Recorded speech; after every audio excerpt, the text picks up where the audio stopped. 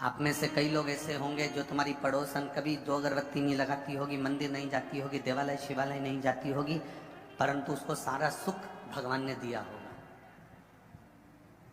आपके मन में ये विचार आता होगा कि हम तो रोज भगवान के मंदिर जाते हैं, हम रोज भगवान से प्रार्थना करते हैं, हम रोज भगवान से विनय करते हैं, हम रोज भगवान से निवेदन करते हैं, हम रोज जल चढ़ाने जाते हैं, हम रोज मंदिर जाते हैं, हम रोज परिक्रमा लगाने जाते हैं, हम रोज भगवान की भक्ति करने जाते हैं, उसके बाद भी हमारी जिंदगी में दुख क्यों आया? और जो कभी मंदिर ना जाए, देवालय ना जाए, शिवालय ना जाए, भगवान की भक्ति में ना जाए, उसके घर में सुख ही सुख है। ये हमारा आज का नहीं है, ये हमारे पूर्व का है। जो हम करके आए हैं वो आज हम भोग रहे हैं। अहंकार में जिंदगी मत जीना। गाड़ी में घूम रहे हो तो ये तुम्हारा पुराना प्रारब्ध है। बंगले में रह रहे हो, ये तुम्हारा प्रारब्ध है पुराना। और खंडेलवाल परिवार से भी निवेदन है, अगर शिव महापुराण की कथा आप यजमान पद अगर आपको मिला है तो ये आपके पूर्वजों का पुराना प्रारब्ध होगा, जो ये कथा का यजमान पद मिला। ये हमारे पूर्व का प्रारब्ध। कोई संस्थाएं इसमें जुड़ी हुई हैं, समितियां इसमें बनी हुई हैं, वो अगर सेवा में लगी हैं तो ये विचार कर लेना कि हमारे पूर्व का प्रारब्ध है। हमारा कुछ नहीं है, ये हमने जो पूर्व में किया था वो आज हमको मिल रहा है।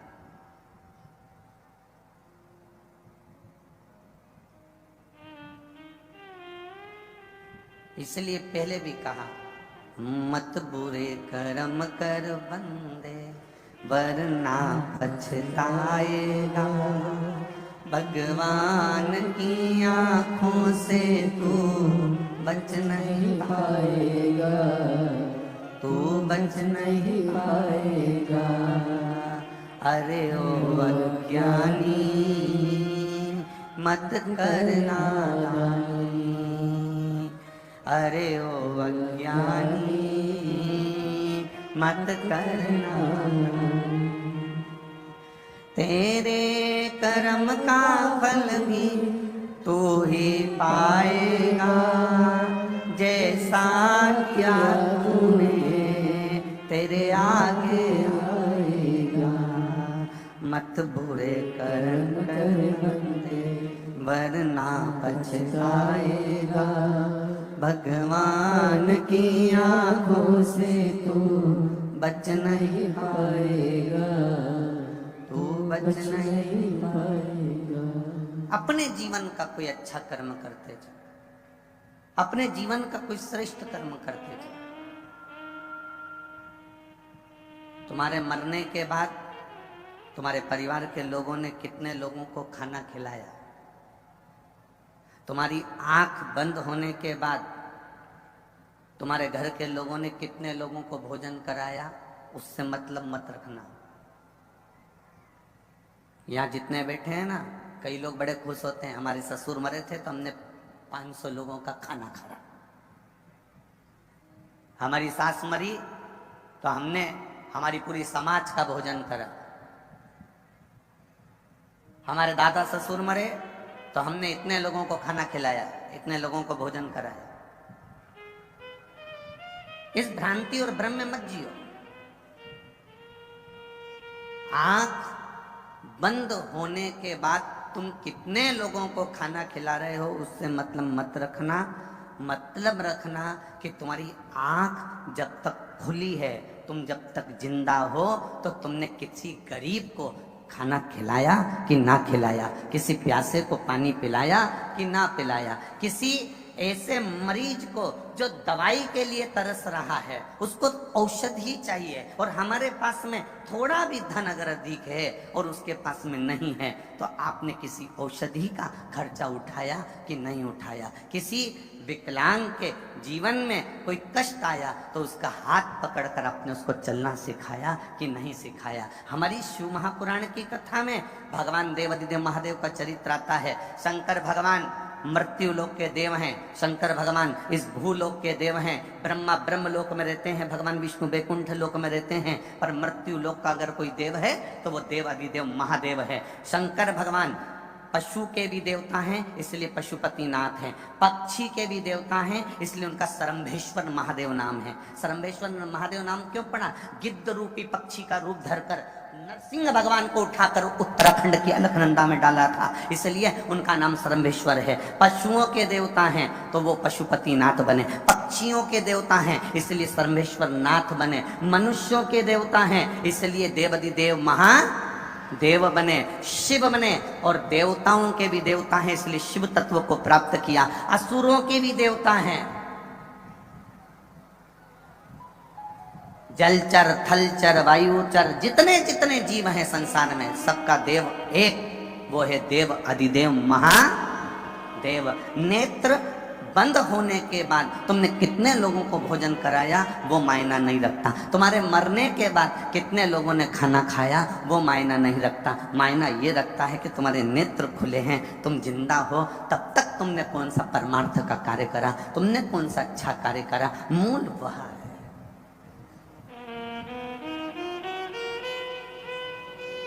कई कई माताएं बड़ी अकड़ में कह देती हैं वो तो मैं जिंदा हूं ना इसलिए ये घर चल रहा है, जिस दिन मैं नहीं रहूंगी ना आटे दाल का भाव मालूम पड़ जाएगा। जिंदा हो तब लोग दाल रोटी चावल खा रहे हैं, ये अंदाजे में मत रहना कि तुम जिंदा हो तो घर चल रहा है। एक बार मर के भी देख लो, उसमें क्या टेंशन है। जैसे ही मरोगे ना तुम कह रही हो कि भूखे मर जाओगे, पर जिसके यहाँ कोई मरता भी है ना तो 12वें और 13वें में सबसे पहले 70 की बोरी आके नुक्ती और गुलाब जामुन की तैयारी होती है। कौन सा फर्क पड़ गया किसी को तुम्हारे मरने से?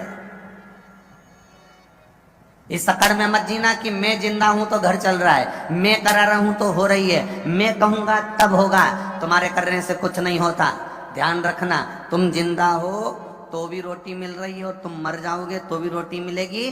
पक्षी हो, पशु हो, जलचर हो, थलचर हो, जमीन पर रहने वाले जीव हो, चाहे आसमान में उड़ने वाला जीव हो, सबका पेट भरने वाला मेरा देवाधिदेव महादेव है, इसलिए उसका नाम विश्वनाथ है। मतलब विश्व को अनाथ नहीं देख सकता इसलिए उसका नाम नाथ है। वो सबका पेट भरता है। बोल बम का नारा है, इतना धीमा बोलोगे तो हो गया कल्याण तुम्हारा है। बोल बम का नारा है। अब सही बोले, हमें तो लगता था कि अलवर के लोग अच्छा बोलते हैं, पर अब मालूम पड़ा ठीक बोलते हैं। उसकी भक्ति करो। मैं मर जाऊंगी तो क्या होगा? कुछ नहीं होगा। तेरा तेरा दिन याद करें, क्यों रे नर सुमिरन क्यों नहीं करें। तुझे कितने दिन याद रखेंगे तेरे घर वाले तेरे मरने के बाद? तेरा तेरा दिन, अरे बोलो तो तुम, तेरा तेरा दिन क्यों रे नर सुमिरन क्यों नहीं करें। तुझे केवल तेरा दिन याद करेंगे। पहला दिन तो तू निपटा इसलिए, तीसरे दिन मट्टी समेटी इसलिए, बाकी के दिन बैठकर उन्होंने पत्रिका लिखी किसको बुलाना किसको नहीं बुलाना। और देखो लोग बैठने भी, कितनी विचित्र जिंदगी हो गई लोगों की। बैठने कब जाते हैं? जब कोई, अरे बोलो जम के, मर जाता है। मतलब आज के व्यक्ति को बैठने की भी फुर्सत नहीं है कि जीते जी बैठिया। बैठने भी जब गया जब वो निपट गया।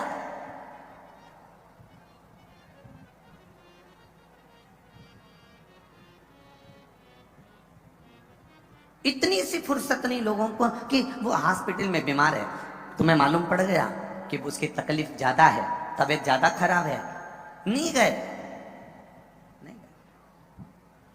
और अब वो चले गया तब लोग बैठने के लिए गए।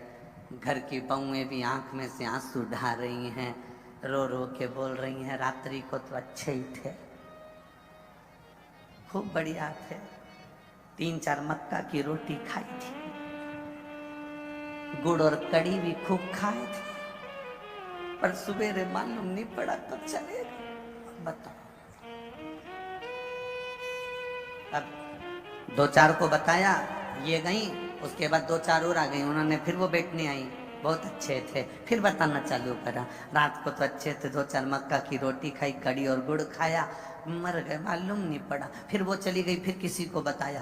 पूरे 10 दिन जो आता है उसको एक ही चीज बताई जाती है, इससे अच्छा एक सीडी भरवा लो और एक प्लेयर बाज में रख लो, उसमें तुम बस पल्लू डाल के ऐसी बैठी रहो और बस ऐसी बटन दबा दी और वो प्लेयर बोलता रहेगा कि कैसे मरे। अरे किसी के मरने के बाद बैठने क्यों जाते हैं? गरुड़ पुराण में कहा कि 10 दिन तक जीवात्मा उसकी अटारी पर रहती है।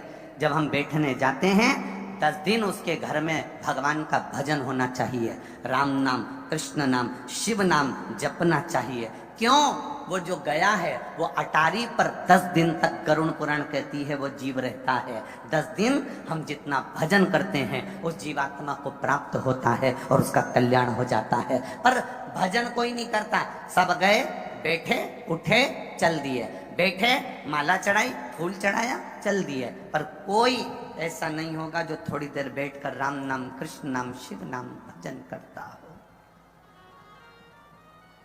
किसी को फुर्सत नहीं। किसी के उठावने में, उठावना जानते हैं आप लोग? इधर साइड होता है उठावना, वो लोग फोटो पे माला चढ़ा के टेबल पे रख देते हैं और बहुत सारे लोग इकट्ठे होके आते हैं, लेडीज इधर बैठ जाती है, जेंट्स इधर बैठ जाते हैं, सब लोग इकट्ठे होके बैठे, थोड़ी देर बाद चले जाते हैं। 4 बजे का इंतजार करते, 3 बजे का इंतजार करते, बस टाइम देख के आते हैं कि 4 बजने में कितनी देर है, 5 मिनट, तो 5 मिनट पहले पहुंचेंगे, बैठेंगे, चल देंगे ना। किसी के यहां जाओ तो भगवत भजन के लिए जाओ, स्मरण के लिए जाओ, एक लगन लगाकर जाना कि मुझे शिव तत्व की भक्ति प्रदान करना, लेना भी है, देना भी है।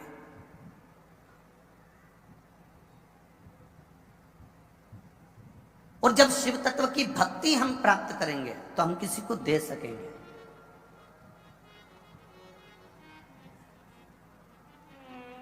कुछ है आपके पास में तो आप दोगे, कुछ नहीं है आपके पास में तो आप कुछ नहीं दोगे।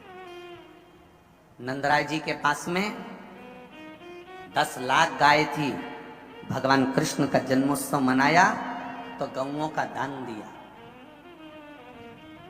राजा जनक जी के पास में माणिक रतन थे, बेटी सीता जी का जन्मोत्सव मनाया तो माणिक रतन दिए। दशरथ जी के घर में जो था, राम जी के जन्मोत्सव पर उन्होंने वो लुटाया। हमारा निवेदन केवल आपसे है कि आप अपनी जिंदगी में आपके पास जो हो आप वो लुटाओ ना। हमने तो कभी इस व्यासपीठ से नहीं कहा कि तुम लाखों की संपदा लुटा दो, करोड़ों का धन लुटा दो, बहुत सारा पैसा लुटा दो। हमने कभी ये नहीं कहा आपसे कि आप करोड़ों की जायदाद लुटा दो। हम तो इतना कहेंगे कि आपको परमात्मा ने जन्म दिया था, 21,600 श्वास परमात्मा ने देकर भेजा था, 3.5 करोड़ रोम छिद्र परमात्मा ने देकर भेजे थे। 21,600 श्वास तुम्हारे पास में है।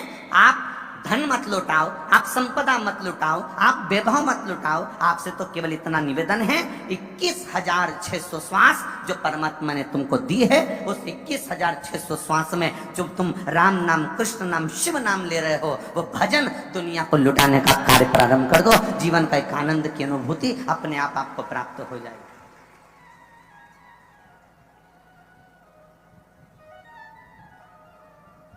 जो बहुत बहुत बड़े करोड़पति हुए, जो बहुत बहुत बड़े संपदापति हुए, उनकी मूर्ति आज तक किसी चौराहे पर नहीं लगी।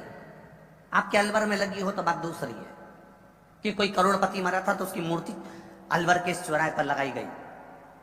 पूरे राजस्थान में घूम लेना, पूरे मध्य प्रदेश में घूम लेना, पूरे उत्तर प्रदेश में घूम लेना, तुम्हारी मर्जी पड़े पूरे भारत में घूम लेना। बहुत बड़े बड़े दानी हुए, करोड़ों के, बहुत बड़े बड़े दानी नहीं, बहुत बड़े धनपति हुए, बहुत बड़े करोड़पति हुए, बहुत बड़े संपदापति हुए, जिन्होंने करोड़ों का वैभव कमाया, करोड़ों का धन कमाया, उनकी मूर्ति आज तक कहीं नहीं लगी। पर जिसने धन कमाया और उस धन को सदुपयोग में लगाया, उसकी मूर्ति आज भी चौराहों पर लगाई जाती है कि इसने अपने धन का सदुपयोग करा था, इसने इस धन से किसी गरीब को पढ़ाया था, इसने इस धन से किसी निर्धन को सुखी करा था, इसने धन से किसी कुंवारी कन्या का विवाह करवाया था, इसने धन से किसी के मेडिकल में उसको सहायता प्रदान करी थी, इसने अपने धन से किसी की शिक्षा में सहयोग प्रदान करा था। उसकी मूर्ति आज भी लगाई जाती है। भजन करने वाले की मूर्ति रामकृष्ण परमहंस जी हो, तुकाराम जी हो, मीराबाई हो, कर्माबाई हो, नरसिंह मेहता हो, नामदेव हो, तुकाराम हो, इनकी मूर्ति आज भी चौराहों पर लगाई जाती है, क्योंकि इनके पास धन भले नहीं था पर इन्हें भजन इतना लुटाया, भजन कीर्तन इतना लुटाया कि आज तक अभी राजा भर्तरी की नगरी में आप लोग बैठे हो, राजा भर्तरी की नगरी,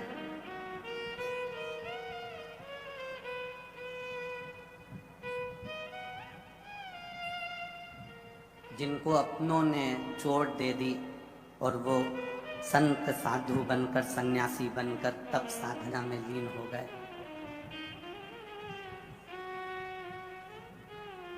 अगर केवल राजा भर्तरी केवल राजा होते ना तो क्या ये अलवर वाले उनका नाम लेते?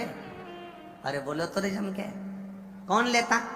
राजा का नाम कब तक लिया जाता? जब तक वो जिंदा है। राजा गया, दूसरा राजा आया, उसका नाम लेंगे, फिर वो चले जाएगा, उसका नाम लेंगे। राजा भर्तरी का नाम तो लोग राजा अगर रहता तो केवल नाम लेते और भूल जाते, पर राजा भर्तरी का नाम आज तक लिया जाता है। उसका कारण केवल एक है, राजा भर्तरी की तप साधना, भजन कीर्तन, सत्संग, संकीर्तन और असली गुरु की शरणागति और अच्छे कार्य राजा भर्तरी ने करे अपने जीवन में, तो आज तक लोगों ने उसको पूछा है। आप कोई अच्छा काम करके जाइए, मिला है ना मनुष्य का शरीर, बड़ा कीमती शरीर मिला है, डायमंड, कोहिनूर हीरे जैसा, कोहिनूर हीरे जैसा शरीर मिला है आपको, उस शरीर का सदुपयोग कर जाइए।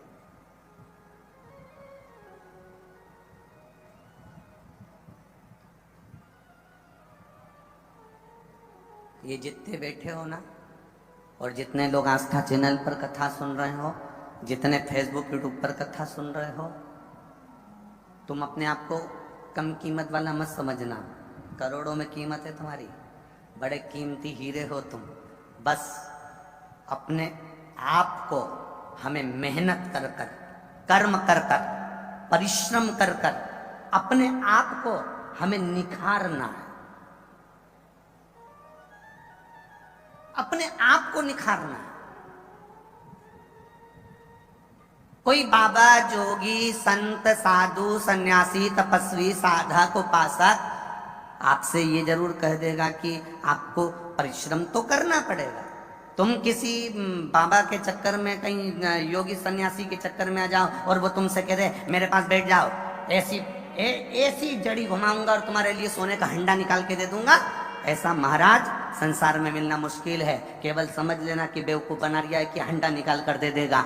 मेहनत करोगे, कर्म करोगे, परिश्रम करोगे, और परिश्रम करते करते, अपनी मेहनत को करते करते मेरे शंकर को, मेरे राम को, मेरे कृष्ण को, मेरे शिव को समर्पित कर कर, समर्पण कर कर अपने परिश्रम को पूर्ण जोश शोश में करोगे तो जिंदगी का सारा फल तुम्हारे हाथ में होगा।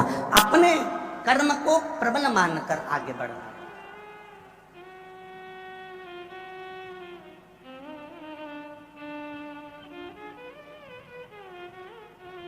एक पत्र आया है, देखिए।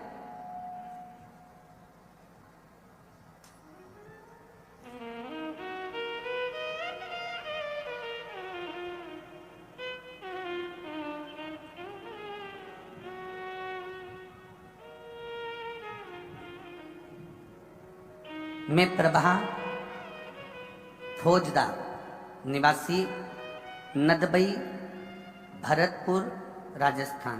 नदबई सही बोला है ना? नदबई है कि और कुछ है? नदबई है, हाँ ठीक है।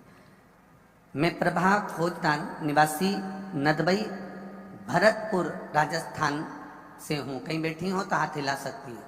हाथ इस तरह से हिलाना जिससे आप ही हैं, हाँ जी, दोनों हाथे से हिला दो एक बार, वापिस हिला दीजिए एक बार हाथ।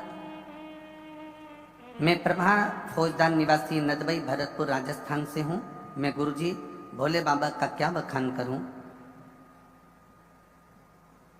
शिव महापुराण की कथा मैंने अपनी पड़ोसन के कहने पर सुनना चालू करी। मेरे बेटा जो कि पढ़ने में तो होशियार है पर उसकी सरकारी नौकरी नहीं लग रही थी। गुरुदेव, मेरा बेटा हताश होकर घर में बैठ गया। मुझसे कहता है माँ अब नौकरी की तैयारी नहीं करूंगा क्योंकि लगती ही नहीं सरकारी नौकरी। मैंने मेरे बेटे से कहा, वो सियोर वाला महाराज कहता है इतनी मेहनत करो, इतनी मेहनत करो, इतना परिश्रम करो, इतना कर्म करो कि परमात्मा तुम्हारा साथ देगा। और उसके साथ में शंकर भगवान को एक लोटा जल चढ़ा, एक बेलपत्र शहद लगाकर शिव को समर्पित कर कर जाना। अपनी मेहनत के साथ में विश्वास भी पूर्ण करना। खूब पढ़ाई कर, खूब मेहनत कर और उसके साथ में शंकर पर भरोसा पूरा कर। माँ सब भरोसा कर कर देख लिया, मैं नहीं निकलता। मैंने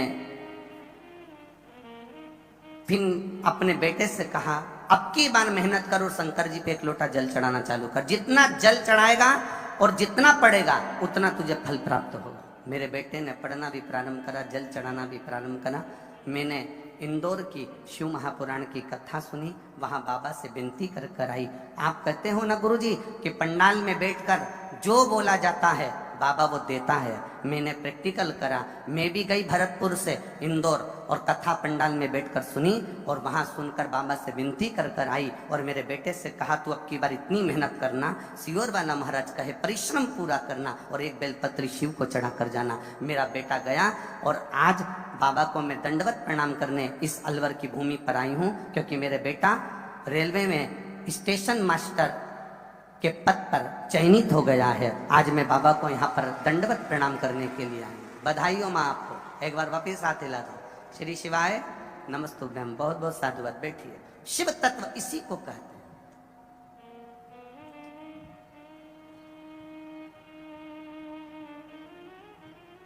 एक नोएडा से कोई पैदल चल के आई है।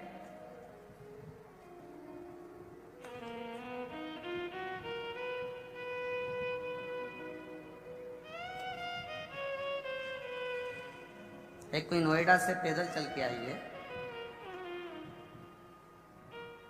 नंगे पैर यहां पहुंची है।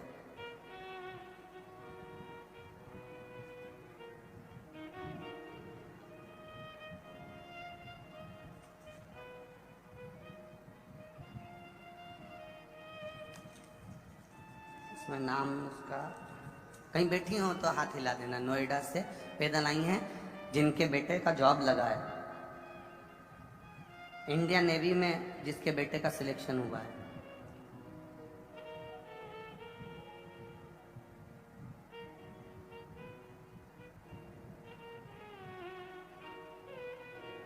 कहीं बैठी हैं क्या जो नंगे पैर यहाँ आई हैं? इंडियन नेवी में जिसके बेटे का जॉब लगा है, ये पत्र जिसने भेजा है उसका नाम इसमें लिखा हुआ नहीं आ रहा है, इसलिए। शिव कृपा का क्या वर्णन किया जाए गुरुदेव। खाली ना जाता कोई। अगर बैठी हो तो हाथ हिला सकती हैं। आप ही हैं? हाँ, एक बार हाथ हिला दो माँ। बहुत बहुत बधाई। आपके बेटे का जो इंडियन नेवी में हुआ है उसके लिए साधुवाद है आपको। बहुत बहुत आपने पत्र लिखा। गुरुदेव शिव महापुराण का क्या वर्णन करें। दिल्ली में नोएडा में कथा हुई, तब आपसे बाबा से विनती कर कर गई थी कि जिस पंडाल में भी जाऊंगी आपके नंगे पैर जाऊंगी और मेरे बेटे का बस जॉब लग जाए, सरकारी नौकरी लग जाए। मेरे बेटे से मैंने खूब मेहनत करने का बोला और कहा डट के मेहनत कर, अब की बार बाबा पर भरोसा रख। पशुपतिनाथ का व्रत किया और बाबा की कृपा से मेरे बेटे का इंडियन नेवी में सिलेक्शन हो गया। इसलिए मैं बाबा के धाम में यहाँ चल कर आई हूँ बाबा को प्रणाम करने। बैठिए माँ, बहुत बहुत बधाई आपको। खाली ना जाता कोई। आप भी बोलिए दर से तुम्हारे मैं भी खड़ा हूँ, बाहें फसाए अपने हृदय से लगा लो, लगा लो। गिरा जा रहा हूँ, उठा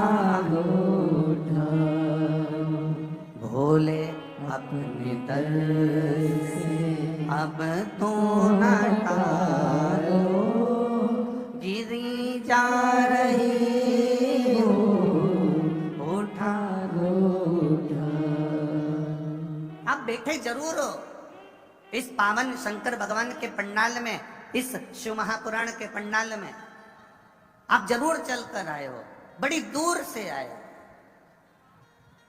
पर विश्वास और तुम्हारे कर्म के प्रति रुचि पूर्ण रखना, वो खाली नहीं छोड़ेगा। आपकी रुचि, आपका विश्वास, आपकी दृढ़ता पक्की रखिए। शंकर भगवान परीक्षा जरूर लेते हैं, पानी भी गिरेगा, कीचड़ भी होगा, आने में असुविधा भी होगी, 1-2 किलोमीटर दूर तुमको छोड़ भी दिया जाएगा, वहां से 1-1.5 किलोमीटर तुम्हें पैदल भी चल के आना पड़ेगा। बोलो सही है कि गलत है? अब पास की पास में तो कोई तुम्हारी गाड़ी रोकेगा नहीं, क्योंकि चक्कर ही इतनी पास, अगर गाड़ी रोक देवे तो जनता कहाँ जावे, किसी को चोट लग जावे, किसी को ठेस पहुंच जावे, तो प्रशासन भी अपनी व्यवस्था देखता है, इसलिए थोड़ी दूर पे गाड़ी रुकवा देता है, कहीं तुमको छोड़ देगा कि वहां से यहां तक पैदल जाओ। तो ये सब चीजें होती है। मेरा भोलेनाथ, मेरा ओघड़ी, मेरा दयालु, मेरा दातार, मेरा कैलाशी, मेरा अविनाशी तुम्हारी परीक्षा जरूर लेगा। उन्होंने राम जी की ली, उन्होंने कृष्ण भगवान की ली। अगर भगवान के कृष्ण की परीक्षा लेने के लिए दुर्वासा अवतार हुआ मेरे भगवान कृष्ण का, और द्वारकापुरी के नजदीक में जाकर भगवान कृष्ण ने चिल्लाना चालू करा, मुझे कोई मेहमान रख लो, मुझे कोई मेहमान रख लो, मुझे कोई मेहमान रख लो। उन्हें कोई मेहमान नहीं रखता था। क्यों नहीं रखता था? क्योंकि मेहमान उसी को रखा जाता है जिसका स्वभाव अच्छा होता है, जिसको क्रोध नहीं आता, जिसको गुस्सा नहीं आता। अब दुर्वासा ऋषि को तो इतना क्रोध,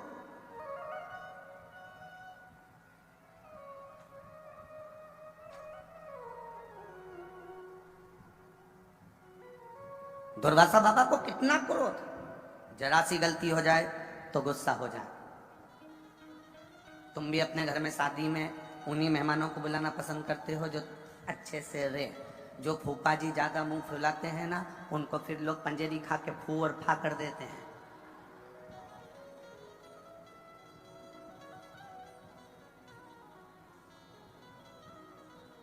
पंजेरी खा के फू और फा मतलब वो सत्यनारायण भगवान का प्रसाद सीखता है ना, उसको मुंह में भर लो और फूफा बोल दो एक बार। पहले तो बोलोगे फू और फिर फा, पंजेरी गई मुख में। जो अपने स्वभाव को नहीं सुधार पाता उसको लोग प्रेम नहीं करते, उसको लोग स्नेह नहीं करते, उससे लोग जुड़ नहीं पाते।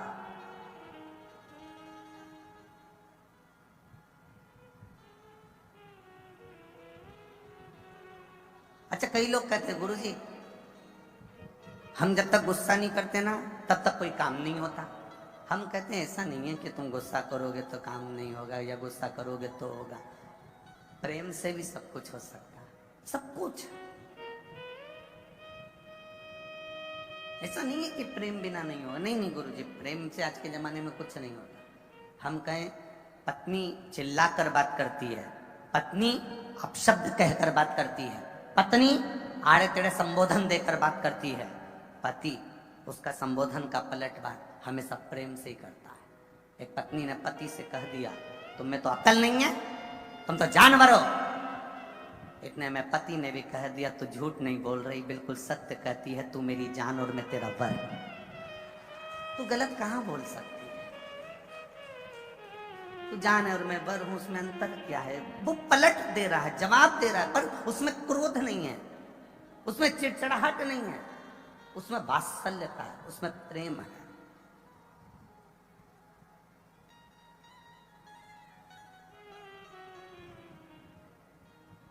महाराज भगवान शिव का एक अवतार दुर्वासा अवतार पहुंच गए द्वारकापुरी में।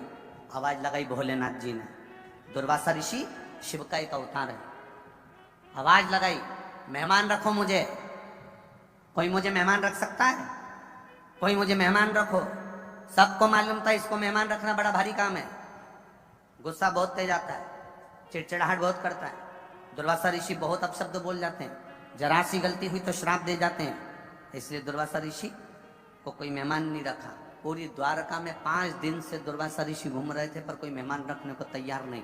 भगवान द्वारिकाधीश निकल कर जा रहे थे और द्वारकाधीश ने जैसे ही सुना दुर्वासा जी कह रहे हैं कि मुझे मेहमान रखो,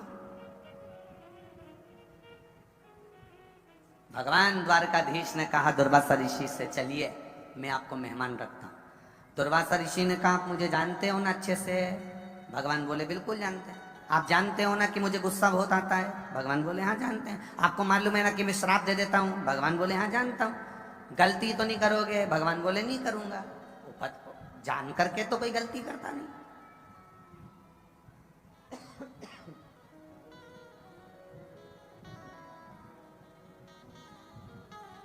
चलिए चलो,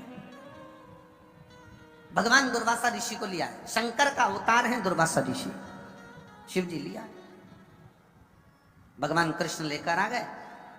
रुक्मणी जी ने पूछा, कौन आया है मेहमान? दुर्वासा ऋषि आए हैं, इनकी कोई कमी नहीं रहना चाहिए। बिल्कुल आप चिंता मत करो, कोई कमी नहीं छोड़ूंगी। दुर्वासा ऋषि के लिए द्वारकापुरी में सुंदर कुटिया बनाई। कुटिया में दुर्वासा ऋषि रहे। 56 भोग रोज तैयार हुआ दुर्वासा ऋषि के लिए। प्रतिदिन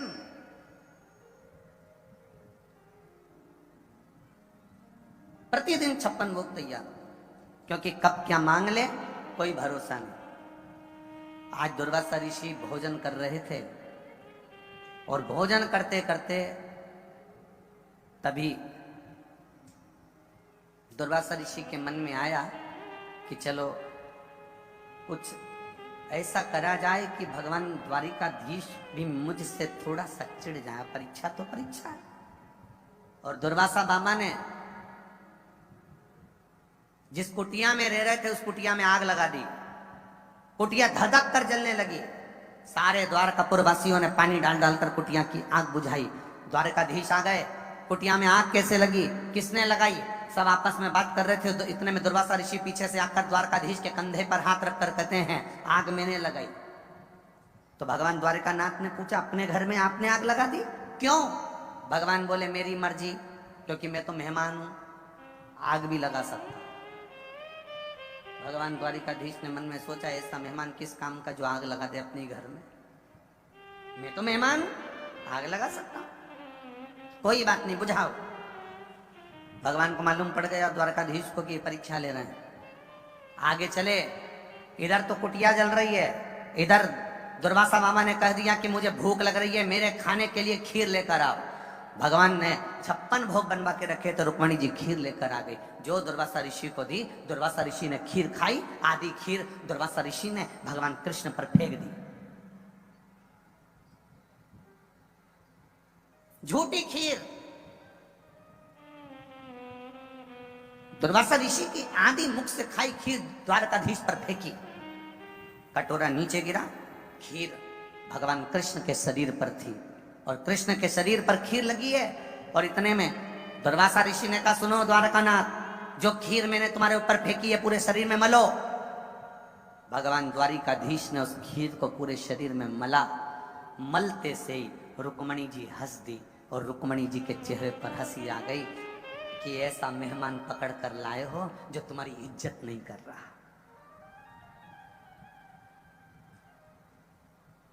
ऐसा मेहमान पकड़ कर लाए हो जो तुम्हारी इज्जत ना करे, तुम्हारा सम्मान ना करे, तुम्हारा आदर ना करे। खीर फेंक दी। द्वारकाधीश के शरीर पर खीर लगी थी और रुक्मणी जी हंस दी। हंसते से ही दुर्वासा ऋषि को क्रोध आ गया और दुर्वासा बाबा ने कहा, सुनो कृष्ण, आज पूरी द्वारका घूमने के लिए जाऊंगा, पैदल चलकर नहीं जाऊंगा, रथ पर बैठकर जाऊंगा, पर रथ में ना घोड़ा जुतेगा ना घोड़ी जुतेगी, उस रथ को खींचने के लिए रुक्मणी जुतेगी। रथ को रुक्मणी खींच कर लेकर जाएगी, ना घोड़ा ना घोड़ी लगेगी, रुक्मणी लगे रथ पर। द्वारकाधीश ने रुक्मणी को रथ में लगा दिया। पीछे पीछे द्वारिका के नाथ खीर में भिड़े हुए चल रहे हैं। रथ दुर्वासा ऋषि चलवा रहे हैं। रुक्मणी जी थोड़ी दूर तक रथ खींची, बाद में चक्कर खाकर नीचे गिर गईं। गिरते से तभी दुर्वासा ऋषि ने उन पर जल का छींटा दिया और जल का छींटा देकर कहा, सुनो द्वारकानाथ, द्वारकाधीश, इस रुक्मणी ने मेरी हंसी उड़ाई है, मुझे द्वारका का पूरा दर्शन नहीं कराया, इसलिए तुम्हें द्वारकाधीश अपने महल से, अपने नगर से रुक्मिणी का त्याग करना पड़ेगा। वीडियो को लाइक शेयर एंड चैनल को सब्सक्राइब करें।